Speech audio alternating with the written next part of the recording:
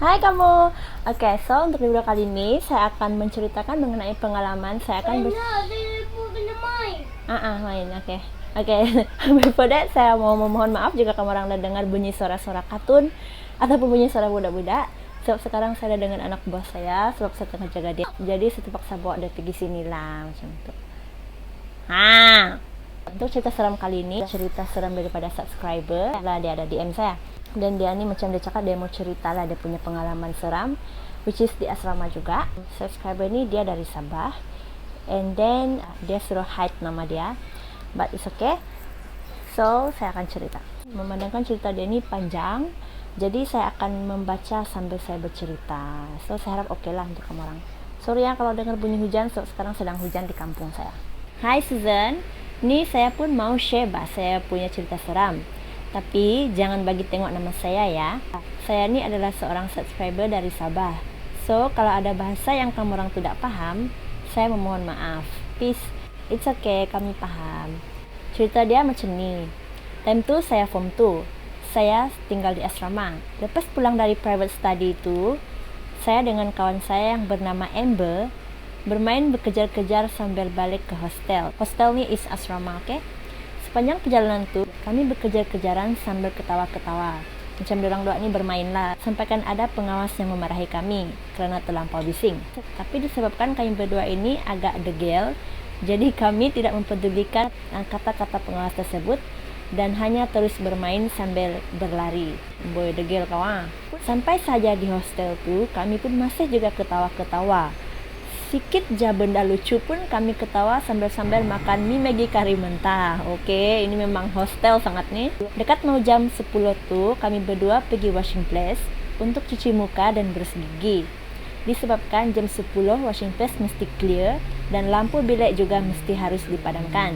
Macam biasalah, mesti ada time limit dia kan untuk budak asrama begitu. Masa tu semua orang sudah masuk ke dalam bilik, lampu pun sudah tutup.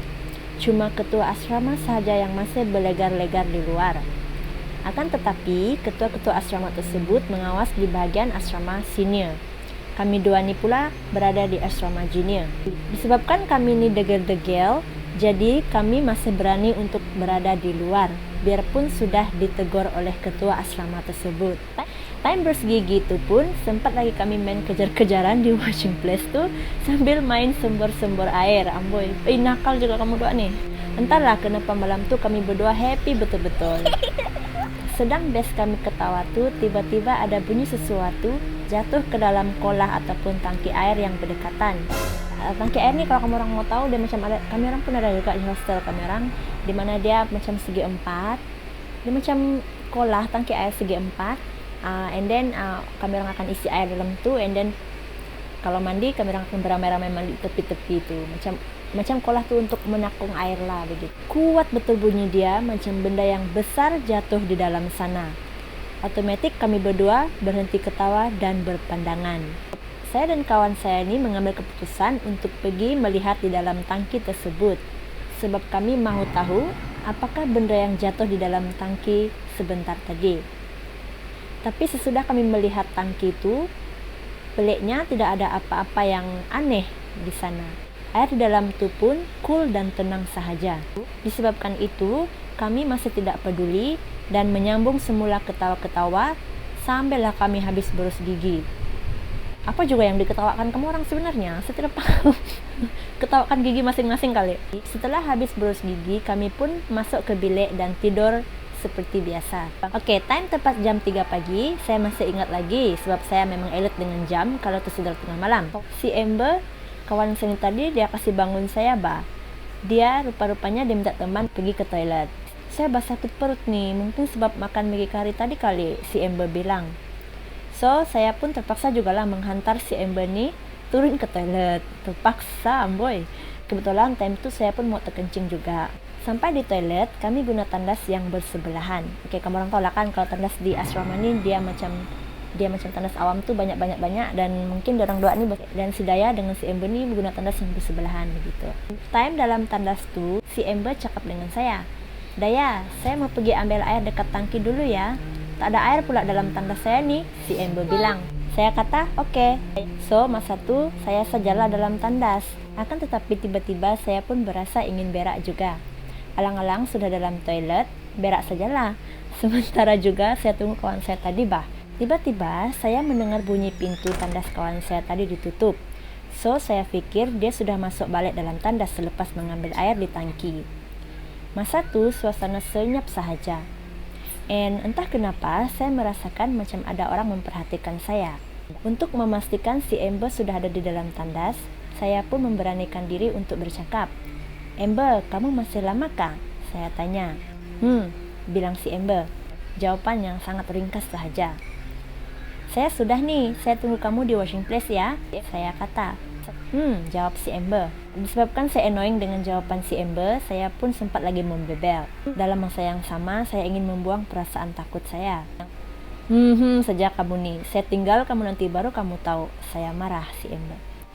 Akan tetapi si Amber menjawab dengan jawaban yang sama. Disebabkan saya malah sudah mau cakap dengan dia, mungkin dia tengah syok berak, so saya tidak mau peduli sudah. Akan tetapi, baru sahaja saya mau membuka pintu lock toilet tandas, tiba-tiba di dalam toilet tersebut blackout. Matai. Betul-betul gelap masa tu, macam saya berasa di dalam gua saja. Tetapi saya tetap keluar saja dari toilet dan terus ketok pintu toilet si Amber. Woi, blackout nih, laju sikit kamu. Dalam kegelapan tu, saya berdiri depan pintu si Amber. Tapi malangnya tak ada suara yang jawab saya. Sekali lagi saya mengetuk-ngetuk pintu sambil panggil nama si Amber. Pun tak ada juga orang jawab. Masa tu lain macam sudah saya rasa. Saya rasa macam mau pergi saja dari situ. Tapi saya masih tidak sampai hati untuk kasih tinggal si Amber. Sebab tadi saya memang ada mendengar suara dia menjawab saya. Semasa saya menegur dia. So, 50-50 lah saya nih. Tapi tiba-tiba ada cahaya lampu dari pintu masuk utama toilet tu sambil suara memanggil nama saya. Dan saya sangat terkejut apabila melihat si Amber sedang memegang torchlight bersama ketua bilik saya. Jadi yang di dalam toilet tu siapa? Seluruh badan saya terus berasa sejuk. Dan saya terus berfikir di dalam hati, jadi siapakah di dalam toilet ini? Dalam nada yang bergetar, saya bertanya kepada Amber, "Hai, kenapa kamu ada di sini pula? Bukan kamu tadi di dalam tandas ini kah?" Bergegar-gegar sudah saya tanya kawan saya masa tu. Kalau saya tidak tanya sudah saya terus keluar lari masuk bilik tidur. Tiba-tiba ketua bilik saya menyampok. "Oke, sudahlah, jangan kita bercerita di sini. Besok saja kita sambung bercerita. Lagipun ada benda sedang memerhatikan kita." Ketua bilik saya tadi pula tiba-tiba bercakap sambil bergegar-gegar suara dia. Ya ampun, ada benda perhatikan diorang. Saya dan Amber terus terdiam dan kami bertiga terus masuk ke dalam bilik. Ya ampun. Nah, keesokan harinya kami bertiga ini duduk bersama-sama untuk menceritakan perkara semalam. Si Amber mengatakan time dia balik ambil air dekat tangki itu, dia melihat seorang perempuan sedang mandi di dalam tangki. Disebabkan terkejut, dia terus naik lari ke dalam bilik sekuat hati sampai baldi dia pun terbang jauh entah ke mana. Kerana ketakutan, dia tidak ingat langsung kepada saya yang masa itu masih berada di dalam tandas. The heck, pukul 3 pagi siapa juga mandi dalam tangki? Gila.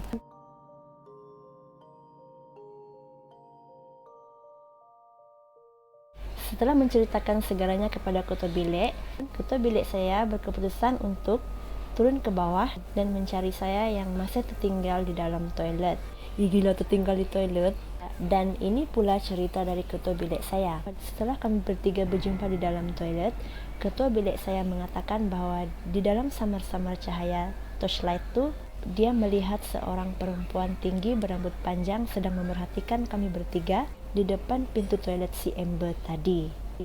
Sebab itulah kak tadi ketua bilik dia cepat-cepat bawa diorang naik atas sebab dia cakap ada orang sedang perhatikan diorang. Guys, imagine that. Ini adalah pengalaman yang tak dapat saya lupakan. Sampai sekarang masih saya terngiang-ngiang suara benda itu menjawab saya, yang pada mulanya saya ingatkan adalah si Amber. Selepas kejadian itu, kami berdua telah menjadi budak baik dan kami tidak lagi berani untuk membuat bising pada malam-malam hari.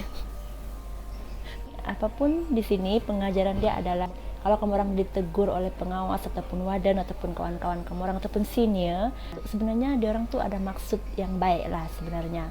Sebab dia orang kan lebih lama di situ, jadi dia orang lebih tahu apa peraturan-peraturan ataupun apa yang boleh kamu buat dan apa yang tidak boleh kamu buat macam itu kan. Sebab itu kan ialah hostel kan, kebanyakan tempat di hostel ini kan macam pelik-pelik kan macam itu. Jadi just dengar je cakap orang yang lebih dewasa lah dari kita macam itu, supaya macam benda macam tidak terjadi lagi. Apapun jangan degil, jangan suka ketawa malam-malam di hostel. Jadi untuk kali ini itu saja cerita dari saya. Ini adalah salah satu cerita dari subscriber lah, dari Sabah, dari Keningau. Jadi siapa yang pernah sekolah di Keningau tuh maybe kamu orang tahu lah cerita nih gitu. Oke, itu saja dari saya. Bye kamu.